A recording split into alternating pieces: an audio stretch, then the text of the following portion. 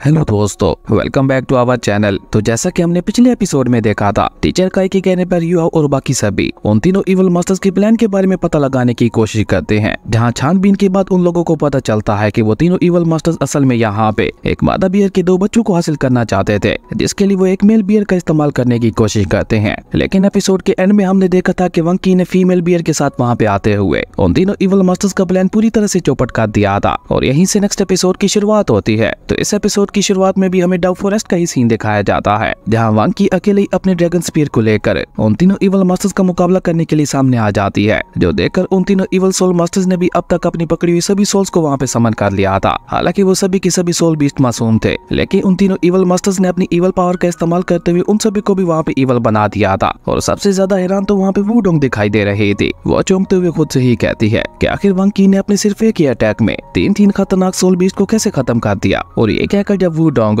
वांकी के हाथ में पकड़े हुए ड्रैगन स्पीयर को देखती है तो वो हैरान होते हुए कहती है, ओ तो ये सारा कमाल इस ड्रैगन स्पीयर का है। अगर मेरा अंदाजा सही है तो ये गोल्डन हेवनली स्पीयर तो गोल्डन ड्रैगन गॉड की 49th रिब से बनाया गया था, और ये बात इस ड्रैगन स्पीयर को एक डिवाइन वेपन बनाती है। जबकि वहीं दूसरी तरफ वांकी वहाँ पे उन सभी सोल बीस्ट की तरफ देखते हुए उनसे कहती है कि मैं जानती हूँ कि तुम सभी की सभी सोल बीस्ट मासूम हो, पर अभी क्योंकि तुम सभी इन इवल सोल मास्टर्स के कब्जे में हो तो इसलिए मैं भी कुछ नहीं कर सकती, और मजबूरन मुझे यहाँ पे इन तीनों इवल सोल मास्टर्स के साथ साथ तुम सभी को भी खत्म करना होगा। लेकिन ये कहकर जैसे वांकी अपना ड्रैगन स्पीयर लेकर वहाँ पे उन सभी सोल बीस्ट के ऊपर हमला करने के लिए आगे बढ़ने लगती है तो अचानक युआओ वहाँ पे उसके सामने आकर उसका रास्ता रोकते हुए कहता है कि तुम्हें यहाँ पे इन सभी को खत्म करने की कोई भी जरूरत नहीं है, मुझे बस थोड़ा सा समय दो, मैं अभी इन सभी को आजाद करवा देता हूँ। और ये कहते हुए युआओ वहाँ पे अपनी थर्ड आई को एक्टिवेट कर लेता है, और उसी के साथ साथ उसने वहाँ पे गॉड इलेक्ट्रोलेक्स की पावर का इस्तेमाल करते हुए गॉड इलेक्ट्रोलेक्स की सोल रिंग को भी एक्टिवेट कर लिया था, जिसके साथ ही युआओ वहाँ पे गॉड इलेक्ट्रोलेक्स की पावर का इस्तेमाल करते हुए उन सभी इवल बीस्ट की सोल्स को वहाँ पे प्यूरिफाइड करने लगा था।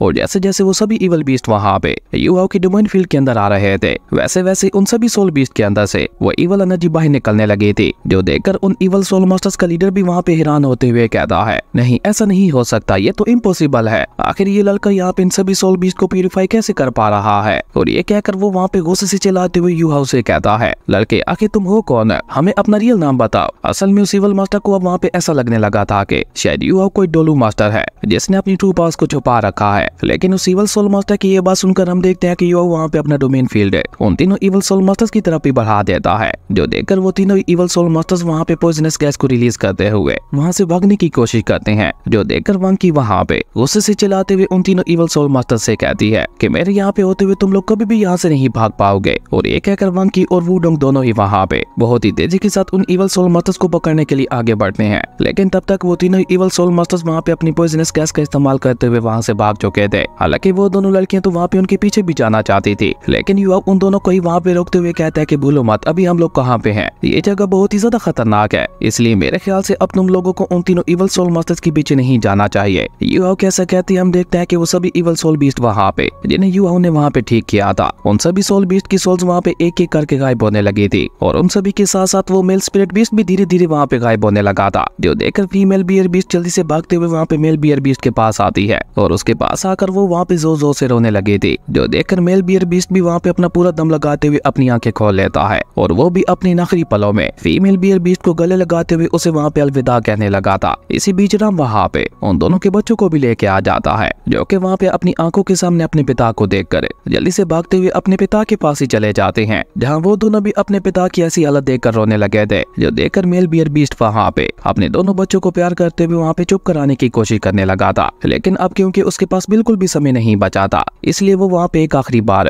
अपनी बीवी को गले लगाते हुए वहाँ से डिसअपियर हो जाता है, जो देखकर तो वो तीनों ही माँ बेटे वहाँ पे जोर जोर से रोने लगे थे। और ये सीन देखने में वाकई काफी ज्यादा इमोशनल लग रहा था, जो देखकर राम भी वहाँ पे गुस्से से कहता है, ये तीनों के तीनों इवल सोल मास्टर्स तो बहुत ही ज्यादा घटिया किस्म के इंसान थे, न जाने उन लोगों ने कितने ही सोल बीस्ट को मारकर इस तरह से उन सोल बीस्ट को अपने परिवार से अलग किया होगा। राम की ये बात सुनकर वांकी वहाँ पे उससे कहती है कि हम लोग भी तो अपनी पावर्स को बढ़ाने के लिए स्पिरिट बीस्ट का शिकार करते हैं, जिसके चलते मुझे नहीं लगता कि उन इवल सोल मास्टर्स और हम सभी के बीच में कुछ ज्यादा फर्क है। वांकी की ये बात सुनकर टीचर काई वहाँ पे उससे कहती है, मुझे यकीन है कि बहुत ही जल्द सोल बीस्ट और सोल मास्टर्स के बीच में एक नया सोल फ्यूजन वाला रिश्ता कायम होगा, जो कि आगे डोलू कॉन्टिनेंट का नया इतिहास बनेगा। और तुम्हें ये जानकर बहुत ही ज्यादा खुशी होगी कि युवाओं ने इसका रास्ता भी ढूंढ निकाला है। टीचर काई की ये बात सुनकर तो युवाओं के सभी साथियों को वहाँ पे बहुत ही ज्यादा खुशी होती है। इवन वांकी को भी ये जानकर वहाँ पे एक बहुत बड़ा झटका लगता है और वो वहाँ पे सवालिया नजरों से युहाओ को देखने लगी थी, जो देखकर युहाओ भी हाँ में अपना सर हिलाते हुए कहता है कि टीचर काई बिल्कुल ठीक कह रही हैं, रुको मैं अभी तुम्हें अपनी सोल फ्रीजन वाली टेक्निक दिखाता हूँ। और ये कहकर युहाओ वहाँ पे एक चुटकी बजाते हुए स्नो क्वीन को बाहर निकाल लेता है, जो कि बाहर आते ही अपने सामने इतने सारे लोगों को देखकर जल्दी से शर्माते हुए वुडोंग के पीछे जाके छुप जाती है। वहीं उस लिटिल स्नो क्वीन को देखकर तो वांकी के साथ साथ राम को भी एक बहुत बड़ा झटका लगता है। इवन राम तो वहाँ पे उसकी तारीफ करते हुए कहता है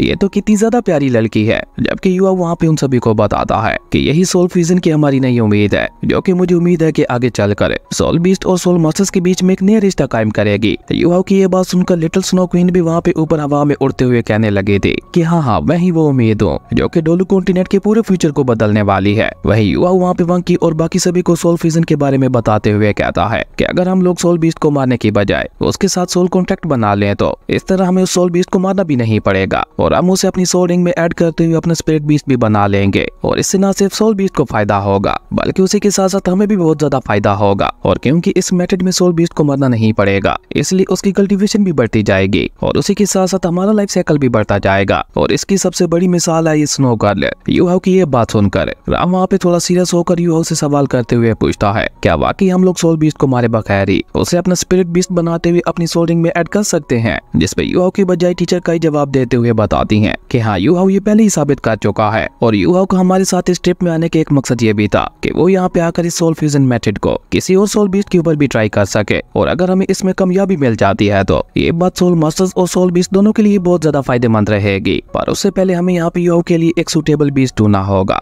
जिसे युहाओ अपनी सोल रिंग के तौर पर ऐड कर सके। वहीं टीचर काई की सारी बातें सुनकर हम देखते हैं कि वांकी को भी एक नई उम्मीद मिल जाती है और यहाँ पे ये देखने से साफ साफ पता चल रहा था कि उसे सोल बीस्ट के साथ कितना ज्यादा लगाव है। जबकि वहीं दूसरी तरफ हम देखते हैं कि वो फीमेल बियर बीस्ट वहाँ पे बहुत ही बुरी तरह से इंजर्ड हो चुकी थी और उसके दोनों ही बच्चे अपनी माँ के जख्मों को चाटते हुए वहाँ पे ठीक करने की कोशिश कर रहे थे, जो देखकर वहाँ पे वुडोंग से भी उस फीमेल बियर बीस्ट का दर्द देखा नहीं जाता और वो जल्दी से उसे वहाँ पे हील करने के लिए आगे बढ़ती है। और ऊपर से लिटिल स्नो क्वीन भी वहाँ पे उसकी मदद करने के लिए फर्स्ट एड बॉक्स को लेकर उसके पास पहुंच जाती है। और सिर्फ इतना ही नहीं युवा और राम भी वहाँ पे उनकी मदद करने लगे थे, जो देखकर वांकी वहाँ पे थोड़ा उदास होते हुए कहती है कि कितनी अफसोस की बात है कि मेरे अंदर हीलिंग की एबिलिटी ही नहीं है। खैर उसके बाद सीन चेंज होता है, हमें थोड़ी देर बाद का सीन दिखाया जाता है जहाँ युवा और बाकी सभी ने मिलकर उस फीमेल बियर बीस्ट को काफी हद तक वहाँ पे हील कर दिया था और अब वो लोग उन तीनों को वहाँ पे अलविदा कह रहे थे। जहाँ युवा उन दोनों ही बेबी बियर बीस्ट के सर के ऊपर हाथ फेरते हुए उनसे कहता है कि अब तुम दोनों को आगे चलकर अपनी माँ की रक्षा करनी होगी। जिसपे वो दोनों बीस्ट भी हाँ में अपना सर हिलाते हुए अपनी माँ के साथ वहाँ से रवाना हो जाते हैं और युवा के कहे अनुसार वो दोनों ही वहाँ पे अपनी माँ की रक्षा करने के लिए उसके आगे आगे चल रहे थे। उसके बाद टीचर काई भी अपने सभी डिसेबल्स को लेकर कोर एरिया की तरफ आगे बढ़ने लगती हैं और जैसे जैसे वो लोग कोर एरिया के करीब जा रहे थे वैसे वैसे वहाँ पे खतरा और भी ज्यादा बढ़ता जा रहा था। इसलिए टीचर काई भी वहाँ पे उन सभी को अपना ख्याल रखने के लिए कहती है। लेकिन अभी टीचर काई वहाँ पे ये सब कह ही रही थी कि तभी अचानक कि उन्हें वहाँ पे किसी खतरे का एहसास होता है। इसलिए अचानक कि वो वहाँ पे सीरियस होते हुए अपने सभी डिसेबल्स को केयरफुल रहने के लिए कहती हैं। टीचर काई की ये बात सुनकर जब युवा अपनी सोल डिटेक्शन टेक्निक का इस्तेमाल करते हुए वहाँ पे आगे देखता है तो उसे पता चलता है कि यहाँ से थोड़ा दूर 4 स्पिरिट बीस्ट फाइट कर रहे हैं। युवा की ये बात सुनकर टीचर काई भी अपने सभी डिसेबल्स को लेकर जंगल के उसी एरिया की तरफ बढ़ जाती हैं और जब वो लोग वहाँ पे उस एरिया के करीब पहुँचते हैं तो उन्हें वहाँ पे पता चलता है कि 10,000 साल पुराने म्यूटेंट ईगल वुल्फ बीस्ट ने वहाँ पे बेचारे एक सोल बीस्ट को वहाँ पे घेर रखा था, जिसके ऊपर उन सभी म्यूटेंट बीस्ट ने एक साथ अटैक करते हुए उसे वहाँ पे काफी हद तक घायल कर दिया था। जबकि म्यूटेंट ईगल वुल्फ बीस्ट के बारे में सुनकर वहाँ पे युवाओं के साथ साथ बाकी सभी को भी एक बहुत बड़ा झटका लगता है और जब वो सभी टीचर काई से म्यूटेंट वुल्फ बीस्ट के बारे में पूछते हैं तो टीचर काई भी उन्हें वहाँ पे जवाब देते हुए बताती है कि ये म्यूटेंट ईगल वुल्फ बीस्ट एक साथ मिलकर नॉर्मल सोल बीस्ट का शिकार करते हैं।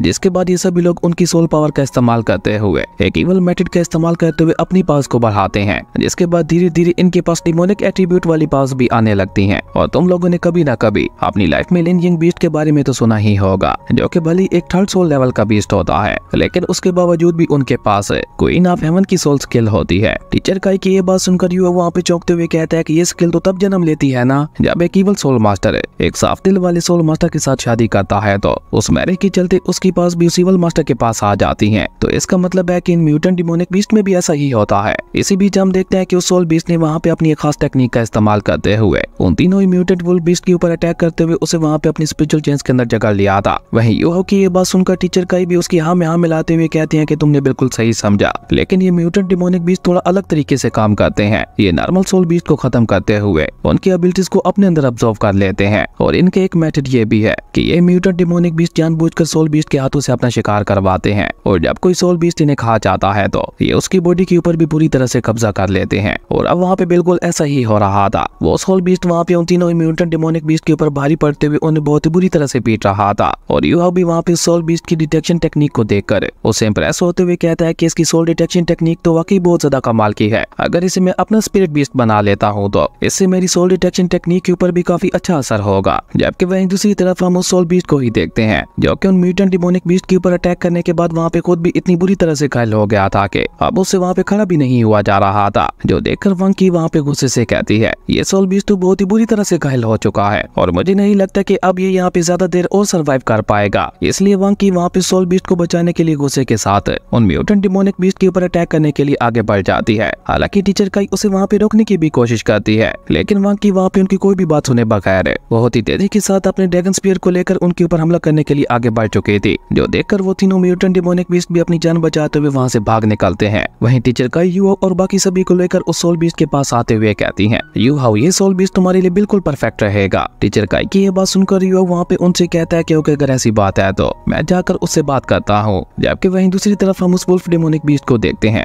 जो कि अभी तक भी वंकी से अपनी जान बचाते हुए वहाँ से भागने की कोशिश कर रहा था, लेकिन वंकी अचानक अपनी स्पीड बढ़ाकर वहाँ पे उसके सामने आते हुए अपने ड्रैगन स्पीयर की मदद से वहाँ पे उसके ऊपर एक बहुत ही ज्यादा खतरनाक अटैक कर देती है, जिसे वो म्यूटेंट डेमोनिक बीस्ट किसी तरह से डॉज कर देता है। और जैसे वो ड्रैगन स्पीयर वहाँ पे पीछे एक चट्टान के साथ जाके टकराता है तो वहाँ पे एक बहुत बड़े ब्लास्ट के साथ वो चट्टान भी पूरी तरह से डिस्ट्रॉय हो जाती है। इसी से आप अंदाजा लगा सकते हैं कि वंकी का ये अटैक कितना ज्यादा पावरफुल था। जबकि इस मौके का फायदा उठाकर वो म्यूटेंट डेमोनिक बीस्ट दोबारा वहाँ से भागने की कोशिश करता है, लेकिन वंकी ने पीछे से अपने ड्रैगन स्पीयर का इस्तेमाल करते हुए दोबारा वहाँ पे उसके ऊपर अटैक कर दिया था, जिसे रोकने के लिए मजबूरन उस म्यूटेंट डेमोनिक बीस्ट को दोबारा वहाँ पे रुकना पड़ता है। और अब वो भी वहाँ पे वंकी के साथ फाइट करने का डिसाइड करता है। इसलिए उस म्यूटेंट डेमोनिक बीस्ट ने वहाँ पे अपने दोनों क्लोन्स को भी समन कर लिया था, जो कि दोनों तरफ से वहाँ पे वंकी को घेरते हुए उसके ऊपर अटैक करने की कोशिश करते हैं। लेकिन वंकी अपने ड्रैगन स्पीयर की मदद से उन दोनों के ऊपर ही भारी पड़ते हुए उन दोनों को वहाँ पे बहुत ही बुरी तरह से मार रहे थे। और देखते ही देखते वंकी अपने ड्रैगन स्पीयर की मदद से उन दोनों ही क्लोन्स का खेल वहाँ पे खत्म कर देती है। जबकि इस मौके का फायदा उठाकर म्यूटेंट डेमोनिक बीस्ट खुद अपनी जान बचाते हुए वहाँ से भाग निकला था। जो देखकर वंकी वहाँ पे अपने ड्रैगन स्पीयर की पास को एक्टिवेट करते हुए उस डेमोनिक बीस्ट को वहाँ पे कुछ स्पिरिचुअल चेंज के अंदर जगह लेती है। और वंकी का ये ट्रैप इतना ज्यादा पावरफुल था कि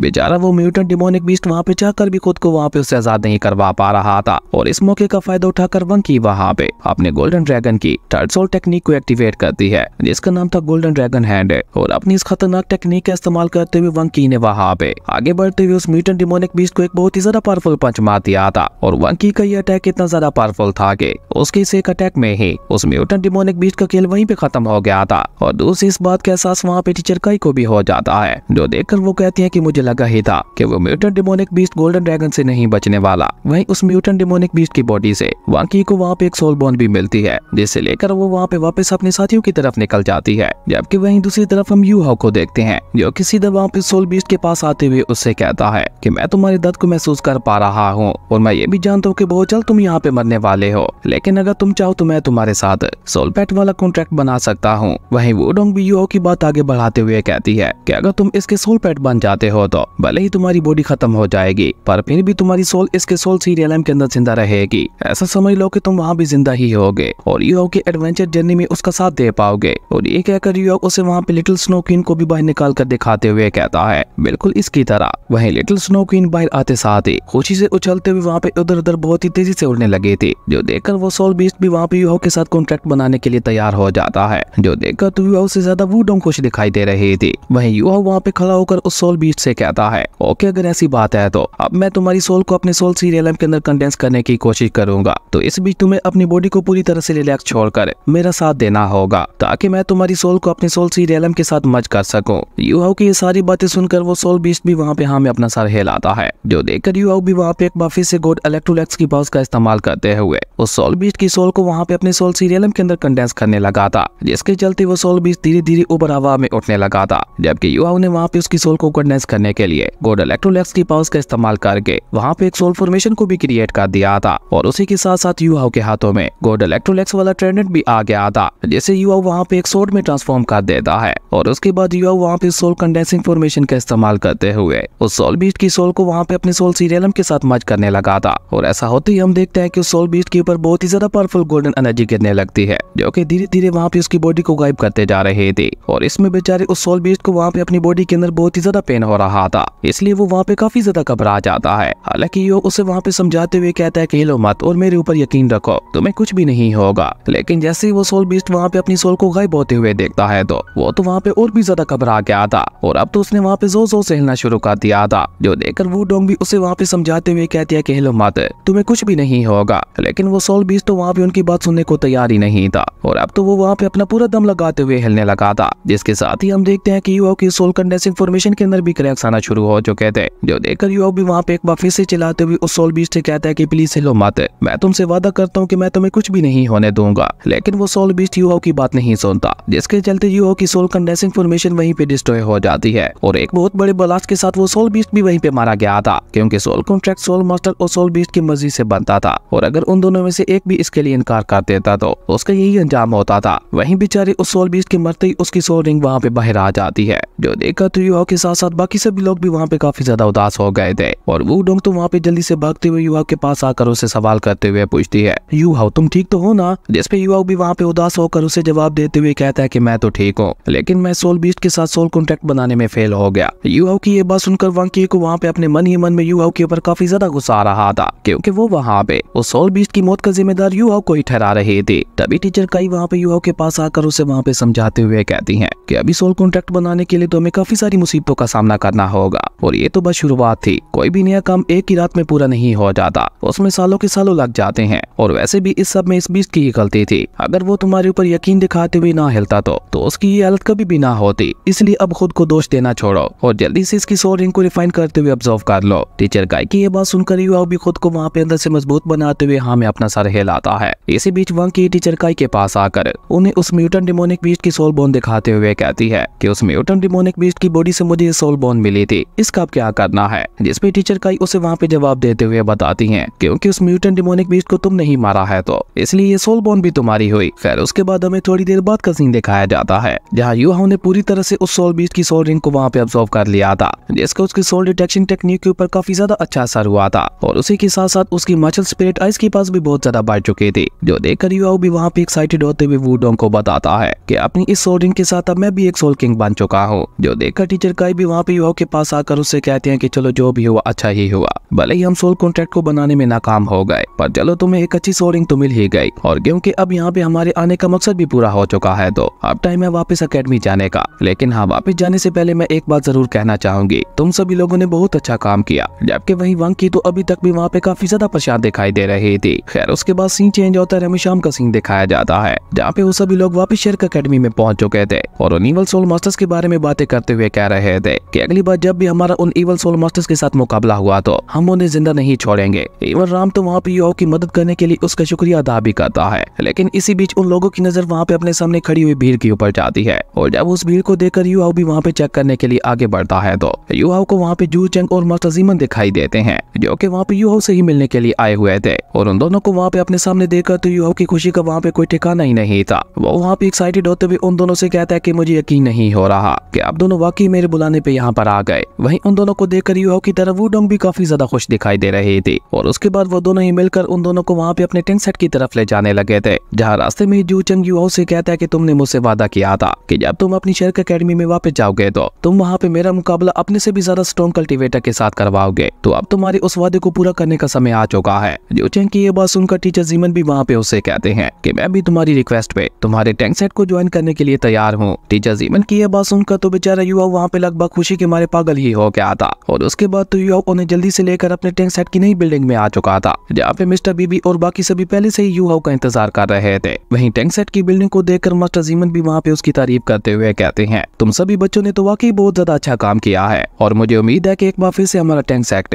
डोलू कॉन्टिनेंट के अंदर आसमान की नई बुलंदियों को छुएगा। वहीं मिस्टर बीबी और बाकी सभी भी टीचर जीमन के साथ साथ जू चंग का बहुत ही अच्छे से वेलकम करते हैं, और तभी यो वहाँ पे मिस्टर बीबी को बताता है कि ब्रदर जू चंग तो आपके साथ फाइट करते हुए आपको चैलेंज करना चाहते हैं। यो की ये बात सुनकर ब्रदर जू चंग खुद भी आगे बढ़कर मिस्टर बीबी को ग्रीट करते हुए कहते हैं कि यो बिल्कुल ठीक कह रहा है, मैं आपको चैलेंज करना चाहता हूँ। जिसपे मिस्टर बीबी भी उसे वहाँ पे ग्रीट करते हुए उसकी रिक्वेस्ट को मान लेते हैं। जिसके बाद वो सभी लोग वहाँ पे बैटल अरीना के अंदर आ चुके थे, और उनकी फाइट देखने के लिए टैंक सेट के सभी लोग वहाँ पे काफी ज्यादा खुश दिखाई दे रहे थे। और जैसे जू चंग वहाँ पे मिस्टर बीबी बीबी का मुकाबला करने के लिए अपनी स्वॉर्ड को बाहर निकालता है तो युहाओ को याद आता है कि लास्ट टाइम में जू चेंग के साथ फाइट करते हुए युहाओ ने वहाँ पे लगभग उसकी स्वॉर्ड को तोड़ ही दिया था। इसलिए युहाओ वहाँ पे अपने पास से एक गिफ्ट के तौर पर एक सोल गाइडेंस वाली हैवी रूलर स्वॉर्ड को बाहर निकालकर उसे वहाँ पे जू चेंग को दे देता है और उसने इस स्वॉर्ड को पाकर तो जू चेंग भी वहाँ पे काफी ज्यादा खुश हो गया था और वो युहाओ का शुक्रिया अदा करते हुए युहाओ की इस गिफ्ट को भी एक्सेप्ट कर लेता है। इसी बीच हम देखते हैं कि मिस्टर बीबी अचानक ही वहाँ पे अपनी फर्स्ट सोल रिंग की सोल स्किल को एक्टिवेट कर लेते हैं जिसका नाम ड्रैगन क्लॉ था और अपनी ड्रैगन क्लॉ टेक्निक का इस्तेमाल करते हुए मिस्टर बीबी वहाँ पे बहुत ही तेजी से जू चेंग के ऊपर हमला करने के लिए आगे बढ़ते हैं, जहाँ जू चेंग भी अपनी सोर्ड लेकर मिस्टर बीबी की तरफ आगे बढ़ गया था। और जैसे ही उन दोनों के अटैक्स आपस में टकराते हैं तो हम देखते हैं कि वहाँ पे बैटल अरीना के अंदर बहुत ही ज्यादा खतरनाक ऑरा रिलीज होने लगा था और उसके बाद तो वहाँ पे उन दोनों के दरमियान बहुत ही खतरनाक लेवल की फाइट स्टार्ट हो चुकी थी, जहाँ पे वो दोनों एक दूसरे के ऊपर इतनी तेजी से हमले कर रहे थे कि वो लोग सही से वहाँ पे किसी को दिखाई भी नहीं दे रहे थे, जो देखकर मिस जियानिंग भी वहाँ पे सीरियस होते हुए कहती है आज की इस फाइट में हमें पता चलेगा कि मिस्टर बीबी ने कितना ज्यादा प्रोग्रेस किया है, क्योंकि पिछले 1 साल से मैंने उसे एक बार भी फाइट करते हुए नहीं देखा। जबकि इसी बीच हम देखते हैं कि मिस्टर बीबी ने वहाँ पे अपनी सेकंड सोर्ड रिंग की पावर को भी एक्टिवेट कर लिया था, लेकिन उसके बावजूद भी हम देखते हैं कि जू चेंग वहाँ पे अपनी हैवी रूलर सोर्ड का इस्तेमाल करते हुए मिस्टर बीबी को वहाँ पे बराबरी की टक्कर दे रहा था। और इसी बीच ब्रदर जू चेंग भी अपनी रियल पावर्स को एक्टिवेट करते हुए उस हैवी रूलर सोर्ड को वहाँ पे 3-3 सोर्ड्स में ट्रांसफॉर्म कर देता है और उसी के साथ साथ अपनी सोर्ड रियलम को भी एक्टिवेट कर दिया था। और इसी खतरनाक सीन के साथ हमारी अमेजिंग एपिसोड यहीं पे खत्म हो जाता है। दोस्तों अगर आपको ये वीडियो अच्छी लगी तो लाइक कर दें और अगर चैनल पे नए आए तो सब्सक्राइब करते जाना। तो मिलते हैं एक नई वीडियो में, तब तक के लिए बाय।